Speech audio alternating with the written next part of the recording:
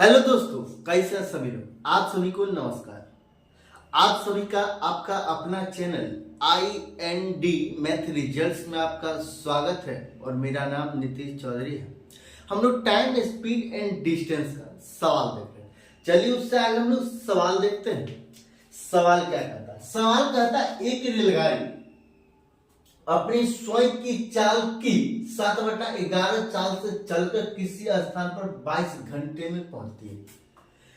यदि रेलगाड़ी अपनी स्वयं की ही चाल चले तो कितने समय की बचत हो जाएगी? कितने समय की बचत हो जाएगी? तो दूरी बराबर क्या होगा? दूरी बराबर होता है चाल, d बराबर दूरी बराबर होता है चाल, मतलब s अगुना टाइम t, s अगुना t। एक रेलगाड़ी अपनी स्वयं की चाल की 7/11 चाल से चलकर किसी स्थान पर 22 घंटे में पहुंचती है। 22 घंटे में पहुंचती है।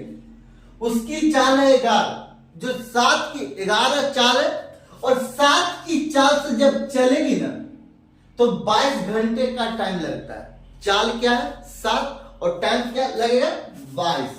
तो d बराबर 7 अगुना 22 दूरी है, ये दूरी है। फिर आगे सवाल में क्या कहता है? ये दूरी है, क्वेश्चन नंबर 1। आगे सवाल में क्या कहता है? आगे सवाल में कहता है यदि रेलगाड़ी अपनी स्वयं की ही चाल से चले तो कितने समय की बचत हो जाएगी? अगर रेलगाड़ी स्वयं की चाल क्या है? उसकी स्वयं की चाल है 11। तो d बराबर क्या होता है फॉर्मूला? d केस नंबर 2 होगा। केस नंबर 2 के लिए s अगुना t। d बराबर उसकी चाल क्या है? उसकी चाल क्या है? चाल है 11 और टाइम हमको पता है तो हम लोग मान लेंगे t।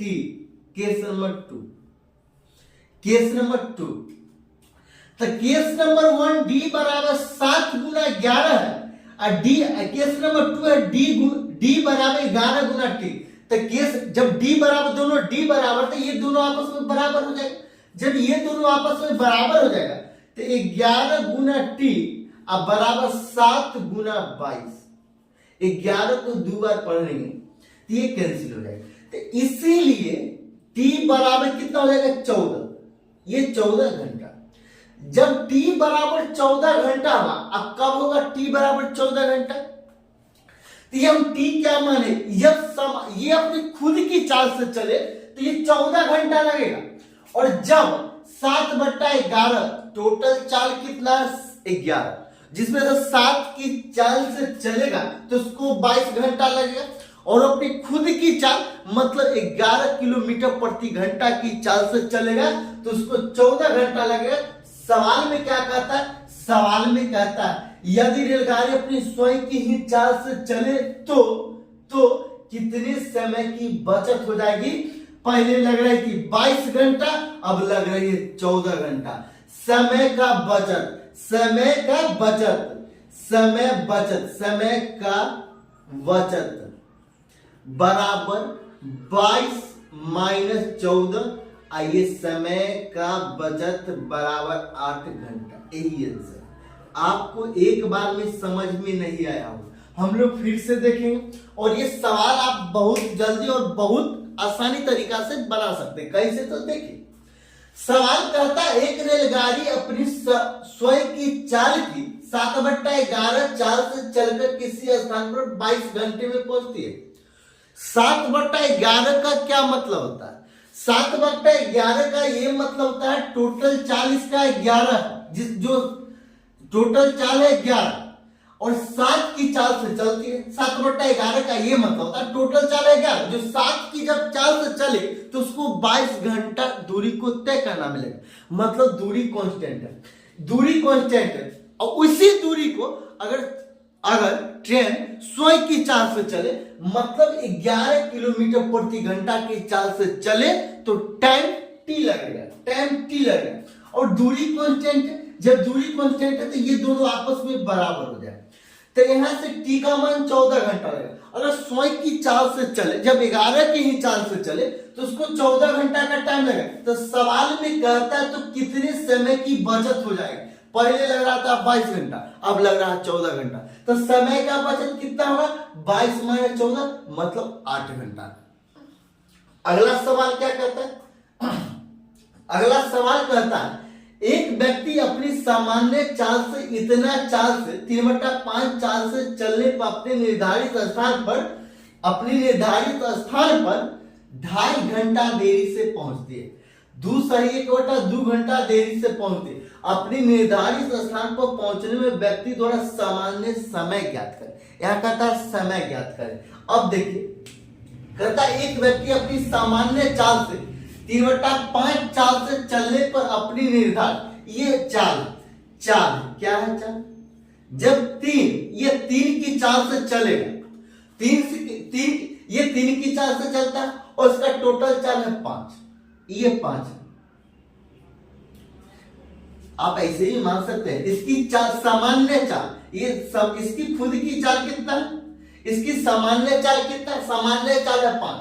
जब 3 की चाल से चलेगा, जब 3 की चाल से चलेगी तो 2.5 घंटा देरी से पहुंचती है। 2.5 घंटा देरी से पहुंचती है। इसका क्या मतलब? अब एक भी ऑटोमेटिक आप बात समझते हैं, जब ट्रेन की चाल अधिक होगी तो टाइम कम लगेगा। जब टाइम कम लगेगा मतलब ट्रेन की चाल अधिक होगी। टाइम कम लगेगा मतलब ट्रेन की चाल अधिक होगी। कहता एक व्यक्ति अपनी सामान्य चाल से 3/5 चाल से चलने पर अपने निर्धारित स्थान पर 2.5 घंटा देरी से पहुंचती है। पहले चाल थी इसकी 5, अब चाल चल रही है 3, इसीलिए 2.5 घंटा देरी से पहुंचती है। और दूरी, यहां पे दूरी कांस्टेंट है।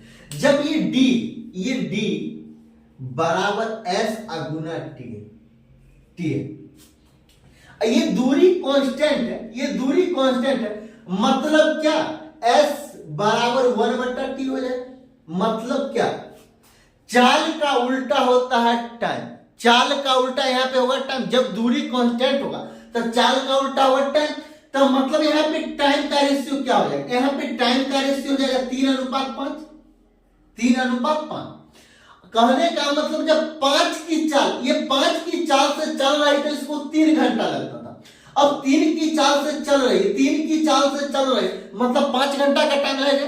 तो सवाल में कहता है एक व्यक्ति अपनी सामान्य चाल से 3/5 चाल से चलने पर अपने निर्धारित स्थान पर 2.5 घंटा देरी से पहुंचती है। मतलब पहले 3 घंटा में पहुंचती थी, अब 5 घंटा में पहुंचते हैं। तो कितना का देरी हो गया? तो ये 2 यूनिट का देरी हो गया। और ये 2 यूनिट का मान कितना है? 2.5 घंटा, मतलब 2.5 घंटा। आगे सवाल में क्या कहता है? कहता है अपने निर्धारित स्थान पर पहुंचने में, अपने निर्धारित स्थान पर पहुंचने में व्यक्ति द्वारा सामान्य समय ज्ञात करें। और सामान्य समय क्या है? हमको 3 घंटा। सामान्य समय क्या है? 3 घंटा। और ये 3 यूनिट का हमको मान निकाला। तो 3 यूनिट का मान हम लोग कैसे निकाल? 3 यूनिट बराबर 3 गुना 2.5 अब बट्टा क्या? 2। यहां से पॉइंट उड़ाएंगे 0। 5 चौक 20, 5 1 25, 15/4, 15/4 मतलब 3 सही 3/4 घंटा। यही आंसर। सामान्य समय 3 सही 3/4 घंटा। फिर से हम लोग देखते हैं सवाल क्या कहता है। सवाल कहता है एक व्यक्ति अपने सामान्य चाल से 3/5 चाल से चलने पर अपने निर्धारित स्थान पर 2.5 घंटा देरी से पहुंचते। पहले इसकी चाल थी 5, अब कर ली है 3। जब 2.5 पहले चाल 5 था, अब 3 हो गया। मतलब क्या? चाल घटा है तो टाइम ज्यादा लगेगा। चाल घटा है तो टाइम ज्यादा लगेगा। जब चाल घटा, ये चाल घटा तो टाइम ज्यादा, पहले 3 घंटा लगेगा। ये यहां से ये टाइम अति चाल का उल्टा, ये चाल का उल्टा टाइम होता है। जब दूरी कांस्टेंट होगा तो चाल का उल्टा टाइम हो, तो टाइम का रेशियो 3:4। पहले 3 घंटा 5 घंटा। और कहता है 2.5 घंटा देरी से पहुंचे। मतलब यहाँ पे 2 यूनिट का मान 2.5 घंटा। और आगे सवाल में कहता अपने निर्धारित स्थान पर पहुंचने में व्यक्ति द्वारा सामान्य समय ज्ञात करें। 3 मिनट है सामान्य समय, तो 3 मिनट का मान हम लोग निकाले तो 3 सही 3/4 घंटा, यही आंसर। अगर आपको अच्छा लगता है तो लाइक और सब्सक्राइब जरूर कीजिएगा।